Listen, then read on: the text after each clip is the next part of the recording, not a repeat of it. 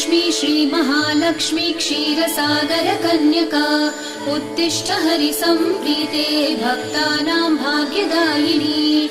श्रीलक्ष्मी श्रीमहालक्ष्मी क्षीरसागरकन्यका उत्तिष्ठ हरिसम्प्रीते भक्तानां भाग्यदायिनी। उत्तिष्ठोत्तिष्ठ श्रीलक्ष्मी विष्णुवक्षस्थलालये उत्तिष्ठ करुणापूर्णे लोकानां शुभदायिनी। उत्तिष्ठोत्तिष्ठ श्रीलक्ष्मी विष्णुवक्षस्थलालये उत्तिष्ठ करुणापूर्णे लोकानां शुभदायिनी।